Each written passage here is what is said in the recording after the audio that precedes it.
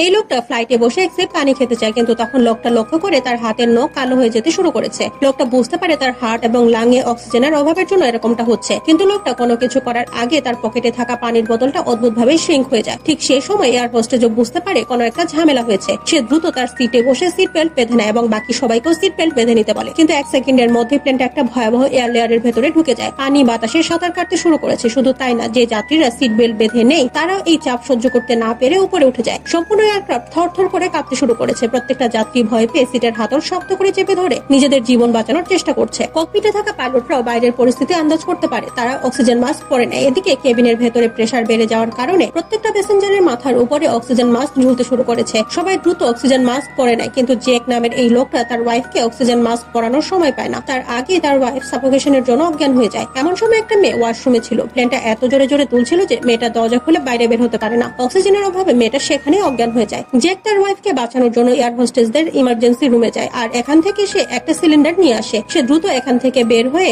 Oxygen মাস্কটা তার ওয়াইফকে পরিয়ে দেয়। কিছু সময়ের মাঝে তার ওয়াইফের জ্ঞান ফিরে আসে। কিছুক্ষণ পর যখন সবকিছু থেমে যায় তখন কেবিনের প্রেসার একেবারেই নর্মাল হয়ে যায়। ক্যাপ্টেন অ্যানাউন্স করে সব যাত্রীদের জানায় ঝড়ের জন্য প্লেনের একটা সিলিং ড্যামেজ হয়ে গিয়েছিল, যার ফলে অক্সিজেন কমে গিয়েছিল, কিন্তু এখন সবকিছু ঠিক আছে। প্লেনের সব যাত্রীরা এটা শুনে স্বস্তি পায়। এরপর সে অজ্ঞান হয়ে যাওয়া মেয়েটাকে ওয়াশরুম থেকে বের করে আনা হয়। যখন তাকে অক্সিজেন দেওয়া হয় তখন তার জ্ঞান ফিরে আসে। এখানে থাকা সবার মনে হচ্ছিল সবকিছু আবারও নর্মাল হয়ে গেছে, কিন্তু তখন ফ্লাইটে অদ্ভুত কিছু ঘটনা ঘটে। একজন মধ্যবয়স্ক লোকের হঠাৎ করে নিঃশ্বাস নিতে সমস্যা হয়। এয়ার হোস্টেস পাবলিক অ্যানাউন্সমেন্ট করে ডক্টর ডাকে। যে দ্রুত ছুটে সেই লোকটার কাছে যায়, কিন্তু ততক্ষণে এই লোকটার অবস্থা অনেক খারাপ হয়ে গেছে। সে বারবার তার মুখে হাত ঢুকিয়ে মুখ খোলার চেষ্টা করছে, আর তখন হঠাৎ করে লোকটার মুখ থেকে এক ঝলক রক্ত বের হয়ে আসে। কিছু সময়ের মাঝে লোকটা একেবারে শান্ত হয়ে যায়। যে এক সিপিআর দেয়, কিন্তু যখন সে চেক করে তখন বুঝতে পারে লোকটা আর বেঁচে নেই। ক্যাপ্টেন গ্রাউন্ড কন্ট্রোলে এই ব্যাপারে জানায়, কারণ ল্যান্ডিং হওয়ার জন্য এখনো 1 ঘন্টা বাকি আছে। এখন এই লোকটার ডেড বডি কম্বল দিয়ে ঢেকে বিজনেস ক্লাসে নিয়ে গিয়ে রাখা হয়। এমন সময় একটা ছেলে চুপি চুপি উপরে বিজনেস ক্লাসে চলে আসে। আসলে যখন সবাই মিলে এই লোকটার ডেড বডিটাকে উপরে নিয়ে যাচ্ছিল তখন ছেলেটা লক্ষ্য করে লোকটার হাতে একটা দামি ঘড়ি আছে। ছেলেটা এই ঘড়িটা চুরি করার জন্য এখানে এসেছে। ছেলেটা সাবধানে এই ডেড বডিটার হাত থেকে ঘড়িটা খুলে নেয়, কিন্তু সে এখান থেকে চলে যায় না। ছেলেটা তার মোবাইল বের করে ডেড বডিটার সাথে সেলফি তুলতে শুরু করে। শুধু তাই না, সে এই ডেড বডিটা নিয়ে ফান করে, কিন্তু তখন হঠাৎ করে সে ডেড বডিটা মাথা ঘুরিয়ে উঠে দাঁড়ায়। এটা দেখে ছেলেটা ভয় পেয়ে চিৎকার করে ওঠে।